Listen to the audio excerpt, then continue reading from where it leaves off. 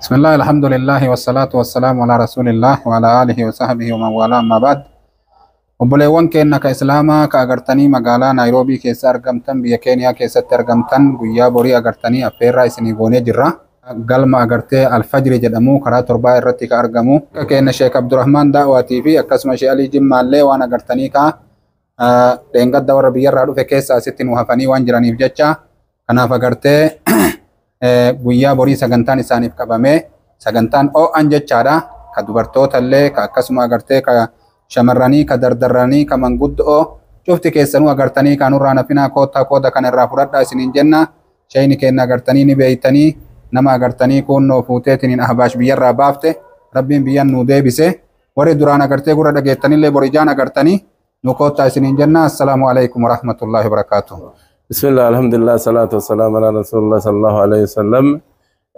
نairobi warri nairobi naannoo jirtani gammachuu lammataa sheekonni keenya warra biyyaa dhufan Sheek Abdurrahmaan Daawwaa ka daawwaan isaa akkasi bareedu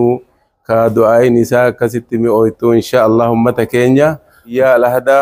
bakka argitee alfajri jedhamtutti insha Allah akka dhuftanii qooda guddaa irraa fudhattanii isiniin jenna. Galatooma jazakallahu khayr.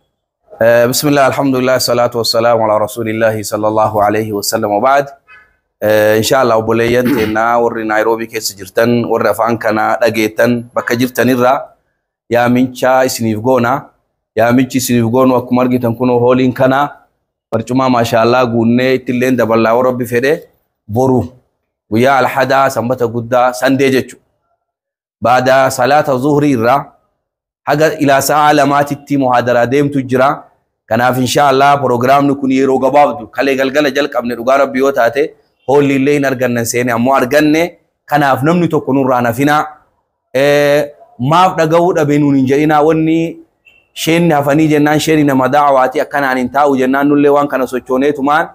وان كنا وليك أمنه كناف إن شاء الله نور رانا فينا ديرا دوبرتين تك أجودان نمنا فان كنا جيتن شيكوني نairobi كيس جرن شفت الرتي هرماتني كناف إن شاء الله نوديادا كرا تربة نموني بيكا هولين كنا الفجر جدما قيا الدرت اللي وان تيجروف كناف ونود أجيسيسا دوبرتين أجيسيسا درجر أجيسيسا منقدو أجيسيسا شيكا كنا نموني بيكا شيخ عبد الرحمن دعوة فانيس جراني كناف هاجمكم نمو دعاء تجمعني بيتني كرا قباجرا كناف شيني جمّچو إني تكان دعاء نوغراني خود تايسين جنة برساء بعد ظهري لانشين أمنو بشان أمو إن شاء الله نبربانا ورب نولافس ولين جرا كناف إن شاء الله يهدا